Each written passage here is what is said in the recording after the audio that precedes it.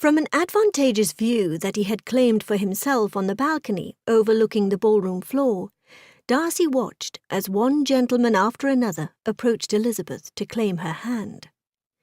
What on earth had he been thinking in dancing a waltz with her? True, he had thwarted Lord Davenport's intentions, but not without some cost to his own sensibilities. Holding her in his arms, touching her, practically caressing her, had unleashed a yearning the likes of which he never dreamed was possible. Reason had won out over desire, as he repressed the urge to take her hand in his and lead her from the ballroom for a midnight stroll in the Richardsons' garden. It would not do. Thank heavens his annual trip to Kent was nigh. As long as she was around, he would know no peace. I might spend the rest of the season in Kent. Surely by the time I come back, Miss Elizabeth Bennet will have returned to Hertfordshire. Yes, time and distance away from her is just the thing I need.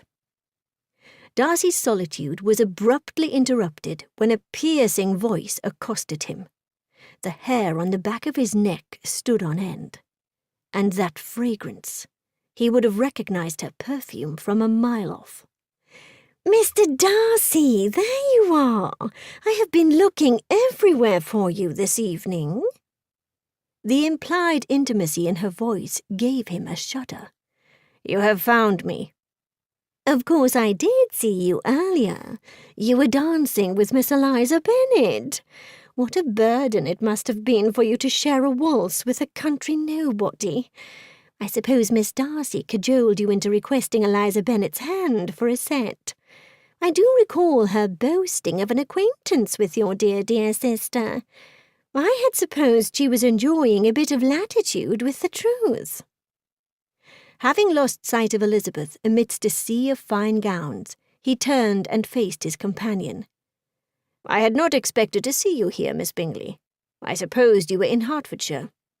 "And forego the entirety of the season?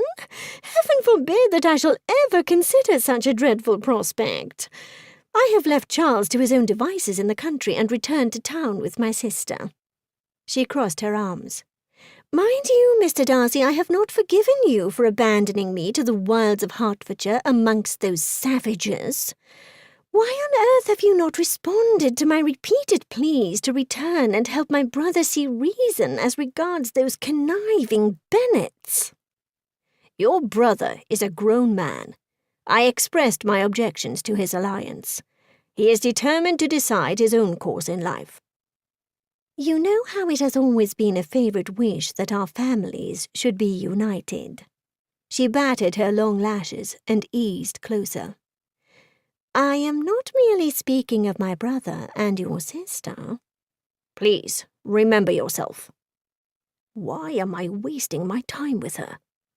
Far too many minutes had passed since he last laid eyes on the true object of his desire. It took him a moment to spot her amongst the throng of people below. Once he fixed his eyes upon her, Caroline's incessant drone melded into the sound of the orchestra tuning up for the next set.